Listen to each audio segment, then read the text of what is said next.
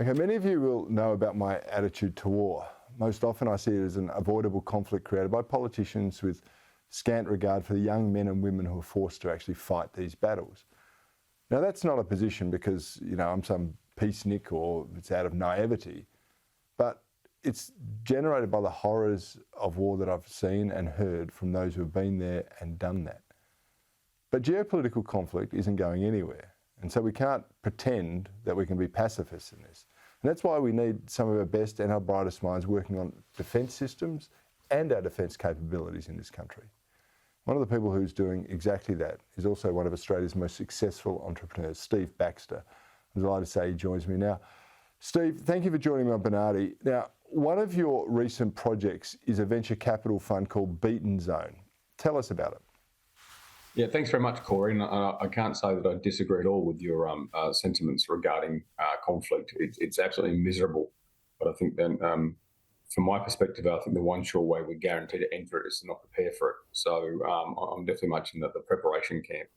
Along those lines there, given some work I've done with the Australian Department of Defence and mostly Army over the last 7 or 8 years, I've found a large amount of latent opportunity in the defence technology space that has a potential for equity capital. So we're looking to invest in businesses that support defence enterprise. So specifically, Beaten Zone Venture Partners invest in sovereign Australian businesses with material military applications.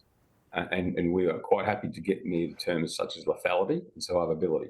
So soldiers, sailors and airmen, if they have to do their job, can't stop the enemy with harsh language alone. War is essentially robust men carrying heavy things. And we back the companies that make the heavy things.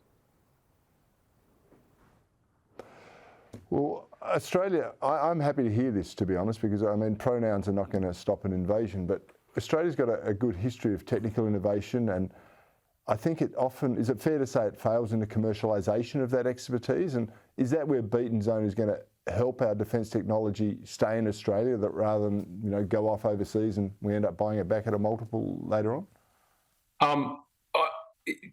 Lots to unpack there, Cory. Yes, and I'm going to take advantage of the last thing you actually said. So yes, we do struggle mightily in Australia with respect to commercialising the good ideas that happen here. That being said, lots do get commercialised, and it is a lot better. So I can't poo-poo the entire thing. It's primarily in the defence sector, we are hopeless at acquiring defence technology and procuring defence items. The reality, though, is with respect to Beaten Zone is we're looking to invest in sovereign Australian businesses who can sell to the world, primarily to the allies, to people that we're friendly with in that respect. So to give you some idea of that market, the Australian market in US dollar terms is $35 billion a year. The allied market, that is people that we would allied with, Five Eyes plus NATO plus some other friendlies, is 1.2 trillion, growing to 1.9 trillion by 2026. So regardless of the difficulty in selling and getting defence articles into the Australian Defence Force, it's just a small market. And I'm a businessman, so I want to see things that are developed here and hopefully made here, sold to the rest of the world. But ultimately, that may be the best way to get them into the hands of the Australian Defence Force, unfortunately. So that's the goal. We're out to back really good Australian businesses, selling to the globe. And if they happen to boomerang back, all the better. Yeah, so commercialisation and making a buck for your investors obviously is a priority. You're just in an area where we need that priority here in Australia as well. Now, Steve, I think you've got one of the most fascinating stories of a very successful person. You're a soldier, you spent 9 years in the ADF.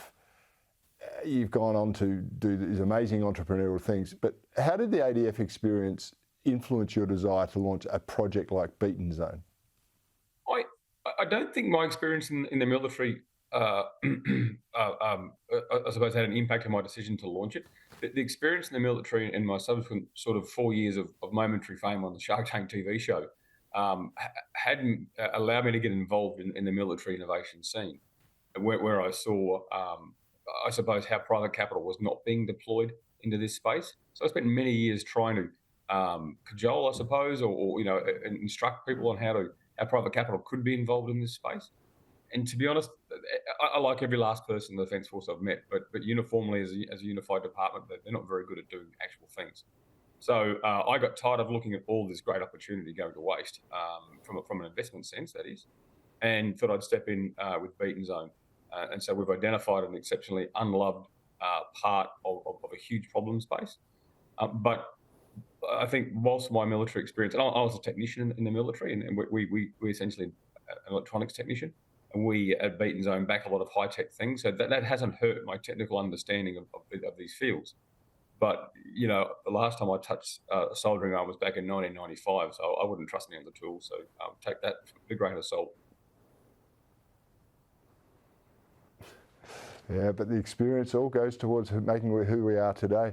Hey, there's a fascinating, I guess, juxtaposition that I read about on your website. Beaten Zone itself is a zone where an ordnance, if I get this, lands and there's a period of lethality there.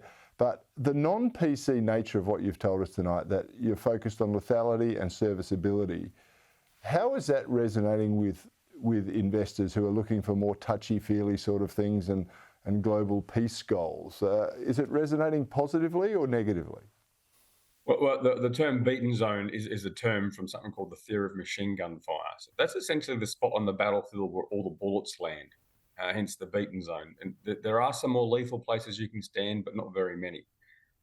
So the two things that we focus on are lethality, that is the property of being lethal, and survivability, which, if lethality is about providing our people with the appropriate tools to conduct their taskings, survivability is about protecting our people from the enemy. So we do both sides. We do both sides of that. It's fair to say that any investor out there with an ESG mandate is not really in our wheelhouse of investing, to be honest.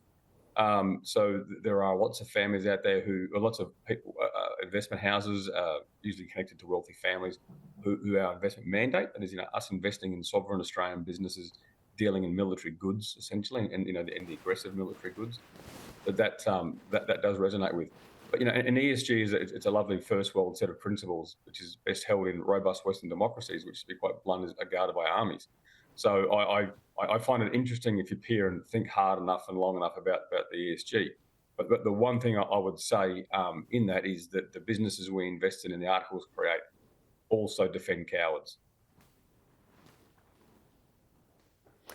Hear, hear. All right, Steve Baxter, more strength to your arm. Thank you for joining me on the show. Always appreciate the chat.